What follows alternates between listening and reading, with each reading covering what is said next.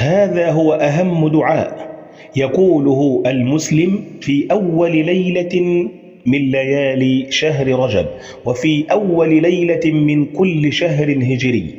هذا الدعاء يحفظك الله عز وجل به من كل سوء، ويرزقك الله عز وجل رضاه، ويرزقك به الأمن والأمان في حياتك، ويرزقك به السلامة من كل مكروه وسوء، ويرزقك به حسن الإسلام، ويحفظك الله عز وجل به من كل الشياطين.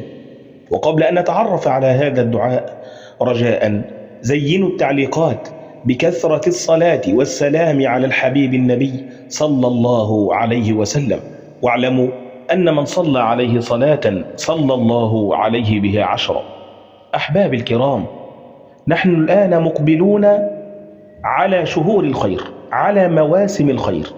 هذه الشهور يجب أن تعامل معاملة خاصة، لأن هذه الشهور لها مكانة خاصة عند الله سبحانه وتعالى وعند رسوله صلى الله عليه وسلم.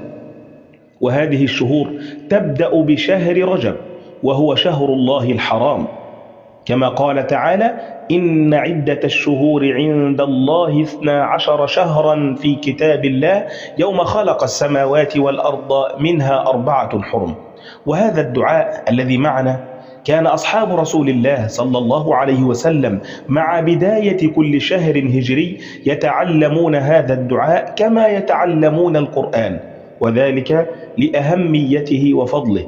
فكانوا يقولون إذا رؤي الهلال: اللهم أهله علينا بالأمن والأمان والسلامة والإسلام وجوار من الشيطان ورضوان من الرحمن. حافظوا على هذا الدعاء في أول ليلة من ليالي شهر رجب، يحفظكم الله عز وجل به من كل مكروه وسوء.